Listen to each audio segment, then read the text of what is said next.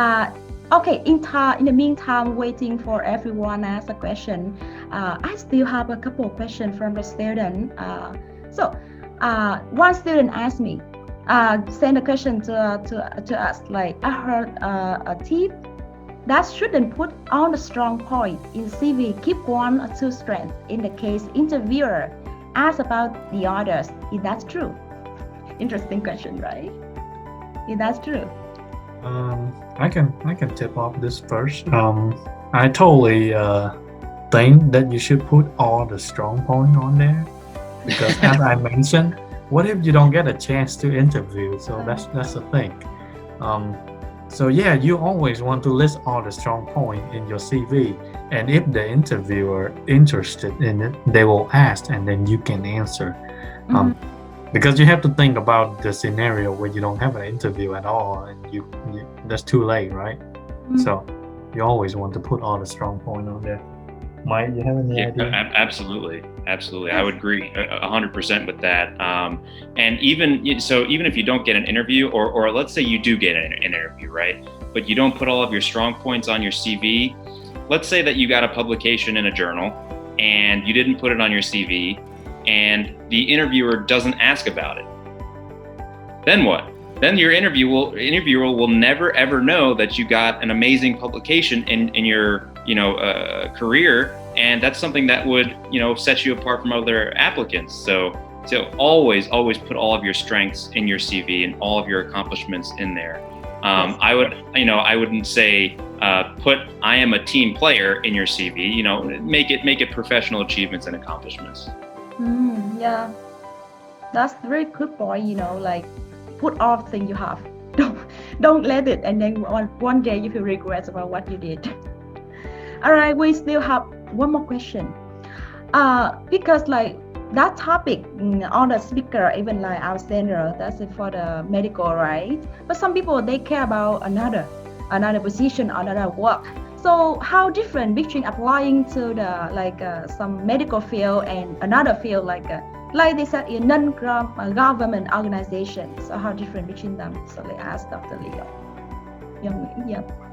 So for the hospital position, usually they kind of want to know what skills you can bring to the table, because hospital is about skills, and are you a team player? Okay, that's important because everyone in the hospital work as a team. What skill sets do you bring to the table? Okay, you should list them out. Like, okay, if you're applying for cardiology, you want to list the what research did you do as an intern, as a resident, as a medical student, or what volunteer experience that you do that tailor to cardiology. Okay, that's important. More like clinical experience will be important, not work experience. Sometimes work experience can be listed on there, but if you're applying for hospital position, they might want to know more about your clinical experience, because that's what you're going to be in most of the time. Non-governmental organization, Yeah. they might want to know more about your professional experience. So you might want to list everything about the snapshot of your professional experience. Um, let's say a non-government organization like somewhere like where you want to apply to volunteering. You also want to list, okay, I'm really a good leader. Okay, how do you demonstrate your leadership? Okay, you have to list, oh, I participate in this activity while I'm in school. Okay, meanwhile, those activities may not important when you're applying for hospital position, because in hospital they always care about your clinical skills and team layer and characteristic. But non-government organization, they they care more about what you do to demonstrate those skills. Okay, if you understand my distinguish, I'm sorry, I don't have a best answer to that, but just simple hospital is more about clinical experience, your volunteer experience that demonstrate your interest in the field. Non-government is more about skills and professional experience as a whole. So you Yeah. have to go more room there to say Yes. who you are. That's okay. Thank you, Dr. Nguyen. Like in summary, like he want to say, like just we need to highlight just follow the flow. If you medical field, so let's go medical field. This is a non-government organization, so they care about those things. So you can put in there and make sure that you understand well about what they need, and just send them what they need. And as I mentioned before, if you don't have to think what they need, just you fit that. You fit that. By the way, like show them it's not correlate, but they still want to put in the CV. That's it. Okay. Yeah, always look on their website to see what they're looking for in the candidate, because whenever they advertise for a job, they always put this sentence that everyone ignore. A perfect candidate should have the following semicolon, and then they list everything out. Okay, you should always look at that paragraph, because a lot of people just ignore that paragraph. Yeah. So we still have one question in the box chat here. Should I mention my undergraduate dissertation as a research experience and some participation certificates in the CV? Yes. Yeah.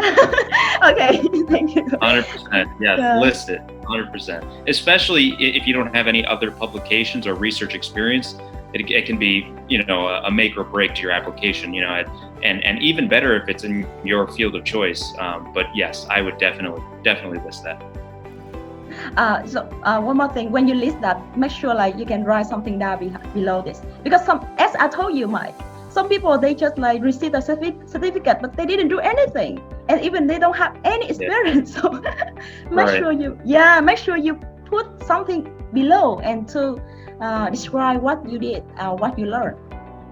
If you just list that and just bring some like good or some like impressive certificate, and you just like concentrate on that. Don't list all this, but you just list the like bullet point and don't have any description below. That's my opinion. Yeah. Absolutely. No, that's 100% correct. Yeah. Thank you so much. Okay. We have two last questions. How to tell the interviewer honestly about my weakness without showing it as my permanent disadvantages? That's also a very good question. Can you repeat the question? How to tell the interviewer honestly about my weakness without showing it as my permanent disadvantages. So to kind of counter this question almost, okay, so I would never ever volunteer to share your weaknesses with your interviewer. Never ever volunteer. Okay, so you always want to present yourself in the best in the most positive light that you can. Now, with that said, if your interviewer asks you about your weaknesses, try to turn them into strengths. I mean, don't say, okay, well, all of my weaknesses are my strengths, because obviously that's not true. But try to mold it and phrase it in a way that will make it sound like number one, you're willing to work on these things. Number two, the things that you have done in the past already to start working on these things. And number three, like I said, try to mold it and phrase it in a way that doesn't represent yourself in a very, very poor light. And try at least to turn it into a strength. Yeah, I totally agree. They can ask you the witness. To be honest, they will ask you sometimes. So just like honestly tell them, yeah, I have that witness, but I am on progress to improve that, or I'm working on that to make it become strength. That's it. You can give the example like what you did, just that, or what you are doing. Maybe that's more like evidence for them to say them, yeah, you're honestly. And so for me, the most important point is honestly better. Honestly. Yes, you be honest, but you never initiate the weaknesses. Okay. Yes. You never go ahead and, hey, I have a C in anatomy. Yeah. Yeah, I agree. I used to have that question because I have a C in my anatomy courses in undergrad, but I never say anything about it until an interview asked me, okay, I saw that you have a C on your anatomy class. How do you think that you can be successful in my medical school? Or I just turn it into straight and say, hey, even though I have a C in anatomy, but I have learned how to manage my time better, how to do things better. Yeah. I was naive back then that I didn't learn how to really effectively use my time, but now I know and I learn from it. Show something that you learn from your weaknesses. Okay. Yeah. Always never say that, hey, okay, that's my weakness, I'm wrong. Don't say that. Just say that how you can improve from it.